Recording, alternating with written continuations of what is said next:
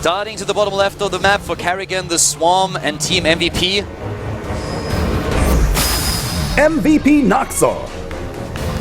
MVP Noxo, aka Monster. That was his old ID. He is up against the Terran player. To the top left of the map with the first win for the Prime team.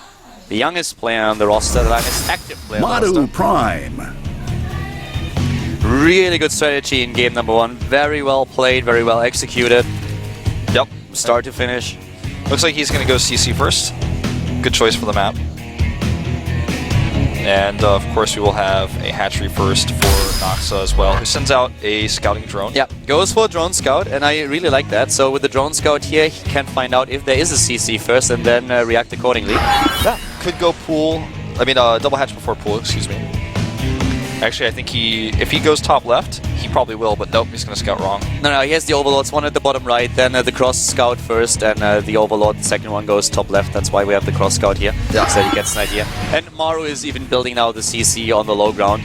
But we could still... I don't really see him opening with the double hatch before pull on this map if he doesn't know what's going on there. Not against Maru, you know. Against Marine King, yes, but against Maru, no. So, there's the pool going down. If he had scouted correctly, he could have reacted, though. And like you said, this is the best scouting pattern to have when you send your overlord to the bottom. He will get in there, though, and see this. Yeah. He will definitely get in. I mean, the drone is already on the way, so let's... I'm really excited for this game. I mean, we talked a bit about Maru's history, and in Heart of the Swarm, he had in total, so far he had like 8 best of 3s, and he lost most of them. He won 38, and especially in the up and downs, he had to deal with Dong Ragu and with Leenock. Won against DRG, lost against Leenock. But Maru in general, he's not a bad player in this matchup. He has been struggling a little bit this year so far in Heart of the Swarm, but still, he's a player who I can always see win a game against the Zerg. And Naxo didn't have too many games in Heart of the Swarm against Terrans either. Had 4 in total and won 2 of them. So the stats itself not too impressive, but both are strong players. We've seen it in the past, and I think they're really evenly matched here. Yeah, would agree. One thing to note about Maru that we talked about already is he's a very aggressive player, but his aggressive options are being limited by this gas block. And he's going to cancel here and repeatedly do this. It's the best way to get your gas stolen the longest because the regenerative ability of a building extractor is higher than, of course, the regenerative ability of any normal Zerg structure. So he just continues to do this repeatedly. It's going to take at least 3 Marines to kill that. And while he's doing this, you can only mine from 1 gas. So this is very annoying. This will limit any Hellbat drop follow-ups that you might have had planned, or even Banshee play, which is very rare. Yeah, and you can actually like block that gas for a long, long time. And with only 2 Marines, you will never be able to stop this. You need a 3rd Marine, you need more DPS, and now with the Zerglings running in, the Marines are in the main base, so the SCVs here will go down, and this is great early aggression by Noxo. Yeah, and with the reactor here being built, he does have a tight wall now, but he could try to pick off the reactor. Nah, not with the Marines now. Yeah. He does a lot of damage already. He takes down another SCV, goes once again to the natural, does damage here. And the base is still, like, the gas is still being taken. As I said, you need 3 Marines to kill that extractor while it's building. Yeah, otherwise the regenerative ability is too much. He's going to have to lift here. Looks like he wants to drop that last mule. Extractor not cancelled this time. And this just means that it's going to be further and further delayed. That was no accident. He really wanted to not cancel it here and just make sure, okay, you're going to have a problem getting the gas. Another SCV goes down. Great early aggression by Noxo. I love it. Yeah, the Hellions come out so he doesn't have force the lift, but I mean, with 6 Zerglings, that's a steal. I mean, look at the supply itself, 52 to 35. Yeah, 5 harvesters killed. It's like perfect. Spreading creep already down at the natural. We have a 3rd base coming up. We have gas being taken. He forces the 3rd command center, really. With no 2nd gas taken, you don't have any other choice. You have to make that 3rd command center like this.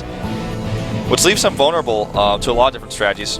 Noxo not going for that, though. Doesn't look like he's just going to add Evo chambers very soon. Very, very solid opening by Noxo so far. I really love it. A bit of aggression mixed in. At the same time, very safe back at home. Going into the Spine Queller now, the 3rd base coming up, joining hard, getting the gas a little bit late. Usually you see a lot of players really going into the tech around the 7-minute mark, but with all those queens and with the focus on the mineral mining, that was the plan from the start. Gets the evolution chambers here as part of his wall to make sure that the Hellions of Maru can't do too much later on. Even cancelling here the tumors to save them against the Hellions. Very careful creep micro here, and he knows that he delayed his opponent's Hellions for a significant amount of time, has his creep further out than most players would have had in this case, chases the Hellions away. Now the Queens are on creep. Really, really nice play here for Nox, so I'm very impressed. This is just as solid of an opening as there can ever be. Yep. Maru goes for a very upgrade-heavy style now, heading into this bio build that we see from him.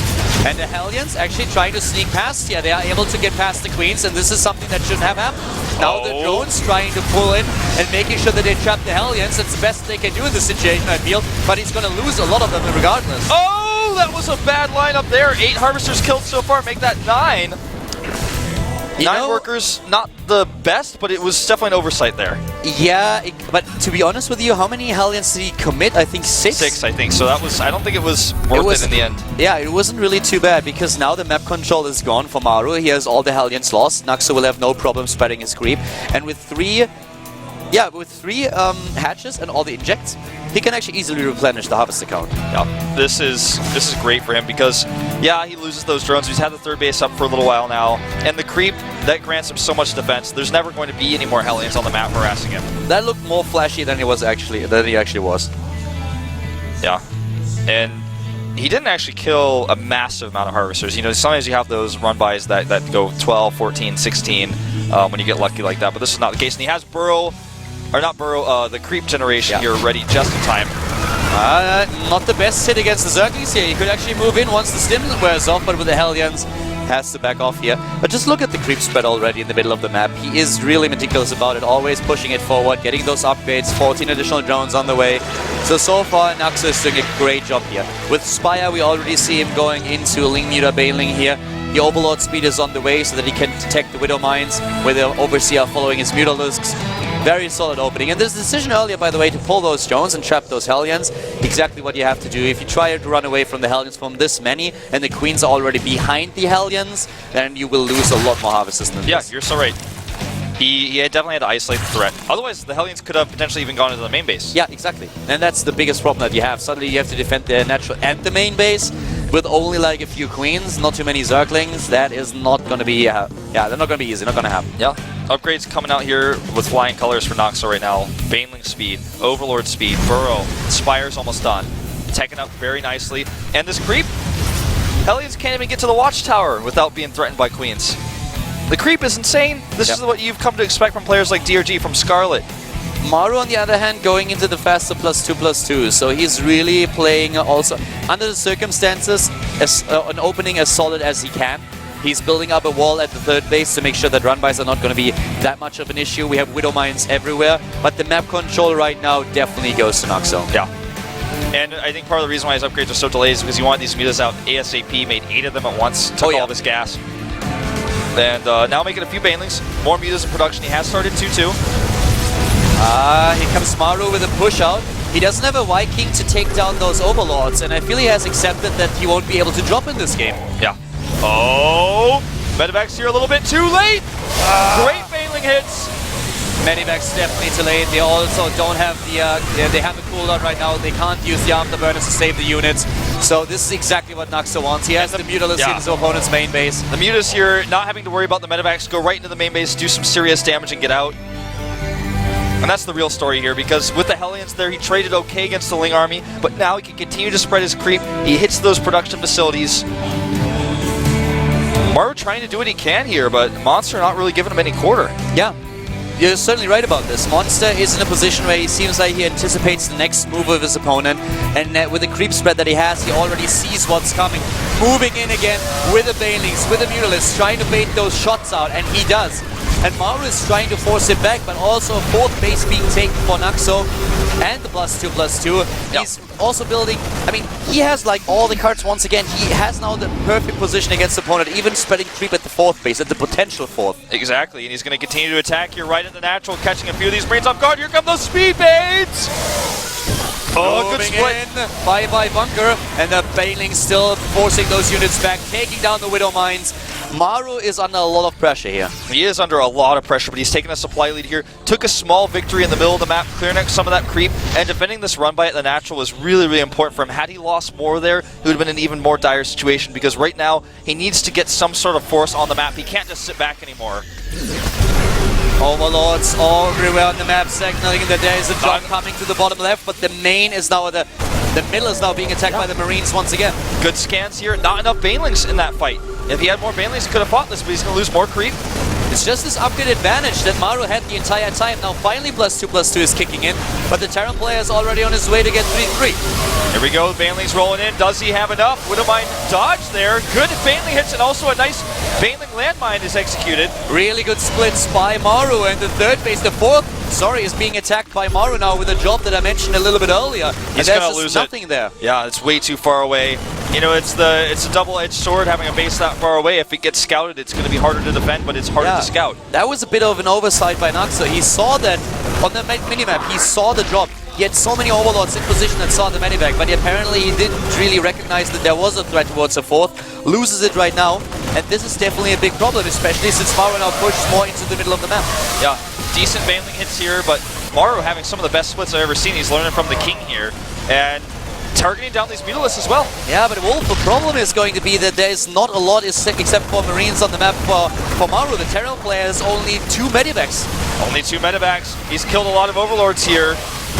Decent Widowmine shots, but he will be cleaned up. The medivacs are just going to become an issue here. If he loses all of them, all those stims are just doing so much damage to the Terran player already. Yeah, and also, oh! Well, that was a poor target there by Maru. Marines are going down, and yes, they're being easily replenished, but those medivacs are going to become a problem. 3-3 on the other hand, halfway done, so a lot of potential damage to be done by Maru. I feel like Maru just needs to stop here for a second, get himself together. Oh wow, great Widowmine shots here. But if he can just sit back and let his reinforcements kind of cradle up, get together, and have a bigger, larger force of 3-3 to come across the map instead of stringing across so narrowly, I think he can have a better chance of attacking directly. I feel if Maru stops his aggression right now, he's going to lose the game. I feel this is the best chance that he had, executing this aggression, moving in, because Naxo is really hard pressed. He doesn't have a huge bank. He's always struggling a little bit for lava. He's hitting his injects, but it's just barely enough to keep the Terran player at bay. But Maru is just pressing through. This is like one of those Dragon Ball Z fights that we have with the laser beams. Yeah, and you know what, man? He's hitting some really good Widowmine shots on those Mews. The Mews getting lower on hit points. He needs to split against these Banes. It really looks like he might be able to push through, especially now that 3-3 is done. 3-3 is done. The Mews are starting to fall here. Another Widowmine moving forward. And I don't know, man. I think he's done it. Yeah, Naxo is in so much trouble. GG. Prime pulls ahead. That was like so close. That was really so close. If he stops that for 1 second, he's going to lose the game. If that fourth survives, he's also going to lose the game. But he pushes through and through and through and through. And he's like, if I apply a little bit more pressure, just a little bit more, I can take him. Losing the Marines is not an issue for me here. I have the mineral income. I have the production. Yeah, he really wanted to push himself all the way through, keep that momentum going until 3-3, rather than going back and waiting for an army that has 3-3. He was so low in medivacs. He had 2 medivacs at some point in the game, and nothing else. He didn't really have this huge healing power and the support for the Marines, but he made it happen. And Naxo was just struggling. He never got this one ball together that could have crushed the forces of Maru and giving him some more breathing time. And missing that one medivac was an issue for Naxo. He lost the fourth because of it. He could have sent Mutalisks down, but he just didn't see it. The medivac was in vision, but he didn't recognize it. He was like too occupied in the middle of the map and didn't see that there was a dot on his minimap at the bottom right. Yeah. Well, I mean, this puts MVP for one of the first times this season in a position where they're down, and they are the ones who are going to have to make some really tough choices. I do not think we will see DRG at all today. I think more likely now it's time for Tails. I know his haircut looks silly, but he might have to snipe a Terran right now. Maybe pull out Akalon and do a Blink Stalker build, or one of his DT drop type of openings. They need a sniper. They need someone who's gonna snipe him. We might actually see sniper. I mean, yeah, could be, but still, right now MVP in the not the worst position. The thing is, like, I expect a lot of players to have prepared specific strategies for Terran and also for Maru in particular. So I would be surprised if the MVP team is of course not happy with what just happened, like losing 2 maps in a row, but they should have a lot of players that have been preparing for an opponent like Maru. Exactly, they should have a lot. And Maru is a player they know they're going to face some point today. And even if it's beyond his style, it's fairly similar to Maru's, a little bit more economic, I would say a little bit less aggressive, but I think they've got a sniper in place. And is it going to be a Zerg player? Or is it, you know, someone like Sniper himself? Or is it going to be Tails, who's seen before? Might even see Finale, a player who has really similar playstyle. They have the map choice, so they can definitely work with that once again. And MVP has shown in the past that they usually have very good decision making when it comes down to the choices of the players. Yeah. So that's what we would expect here to see right now. But of course for Prime, this is a decent position. This is something that they haven't experienced too much this season. Exactly. This is one of the first times they've been up. You know, they did all kill Anasosa, but who hasn't done that? It's true. Well, I can tell you who did in Prime. Yeah. Prime was actually all killed by Anasosa. That's right. So if you look at all the situations here, MVP, they're down. Well, they can get right back into it. Who's it going to be? DRG? Whoa! I did not see that one coming. Yeah, you can see some fangirls screaming in the crowd there. I mean, I'm sure you heard them as I did. This is a bit of a shocker for me. Did not expect to see him coming out. He is one of the best players MVP ever had in Wings of Liberty, but in Heart of the Swarm, not so much. This is going to be very interesting. I did not expect Donragu. Yeah, neither did I at all. Not even... I mean, I just said I don't think he's going to come out today. He struggled, and he is now in Code A. He struggled in his up and downs. So that is a very interesting match to me. Maybe he really pulled off the practice these past few days, has been doing it hardcore, because he hasn't had much to prepare for or play for. You know, Maru defeated DRG in the up and downs. They were in the same group, and he took him down already. So maybe some vengeance here. Really must have been like, Coach, I know this guy. I prepared for him in the up and downs. I made a mistake in my up and down group, and I lost to him, but I can take him down. I want to play him. I want to play him right now. I can do this. Yeah, certainly could be. We are going to go into a 5-minute break. When we come back, we'll find out if MVP DRG can tie up the score or if Prime's going to push the lead forward.